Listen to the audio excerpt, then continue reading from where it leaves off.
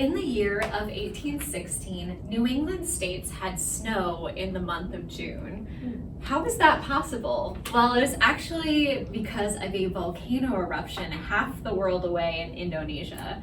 I'm getting that from the National Park Service website. There was no author listed, and I accessed that on April 15th, 2025.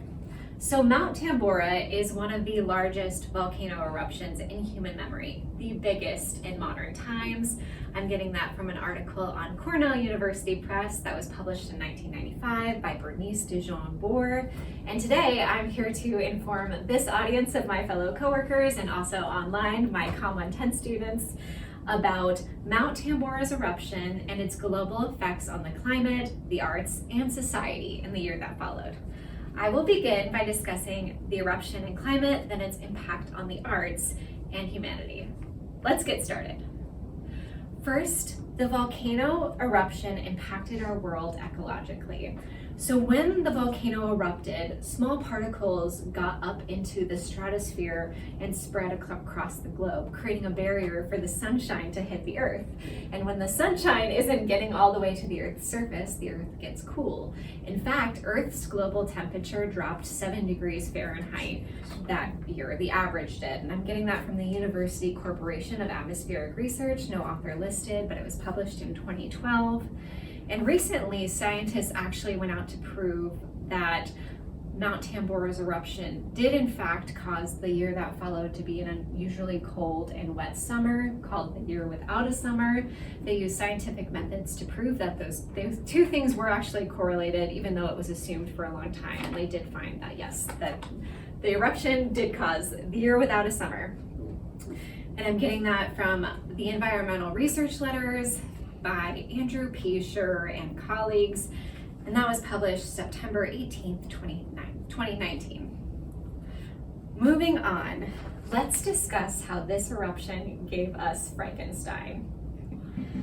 In the summer of 1816, Mary Shelley, her future husband Percy, and a poet by the name of Lord Byron spent the summer on Lake Geneva. And while they were there, like I said, this was an unusually cold and rainy year. They had to stay indoors and they got bored. So what did they do? They engaged in a ghost writing competition. And from that ghost writing competition, Mary Shelley wrote Frankenstein. I'm getting that from an article written by Jill and Darcy Wood on Huntington Library Quarterly, and that was published in 2020. So essentially, a rainy, cold summer resulted in the birth of an iconic monster. Lastly, we have the sociological ramifications of this eruption in the year without a summer. So because we had limited sunshine and also colder temperatures, a lot of rain, a lot of crops failed. In fact, there was harvest failure and famine in Ireland, Wales, and parts of Britain. The poorest in these societies suffered from undernourishment. I'm getting that from Nature Geoscience by J. Luderbacher and C. Sturr, and that was published in April of 2015. What's interesting is Mary Shelley commented on the children that she saw on a week-long walking tour. She said they appeared in an extraordinary way, deformed and diseased, most of them crooked with enlarged throats. So if you conjure up an image of starving children in Africa, this was happening in the 1800s in parts of Europe, which is kind of crazy for us to envision now. But it wasn't without all hope. In fact, there's an anecdote about a pastor in Switzerland who received a charitable gift from a woman, and the note that came with it said, "This is for the poor." And so he shared that with his congregation, and there was a spike in charitable giving. In fact, the response was so huge that he had to hire a man and a donkey to help distribute all of the charitable gifts. So some hope, but a small climate change of 7 degrees impacted society so much that there was mass starvation and famine.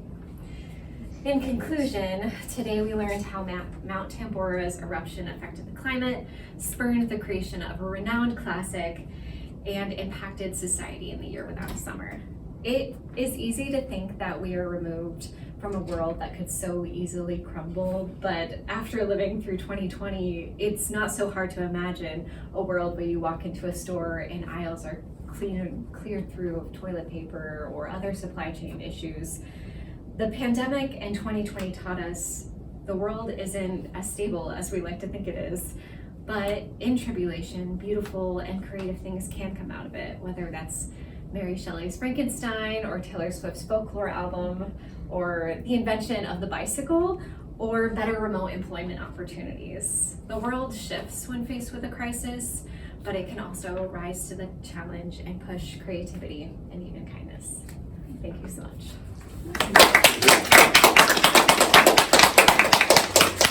Speech. Jose.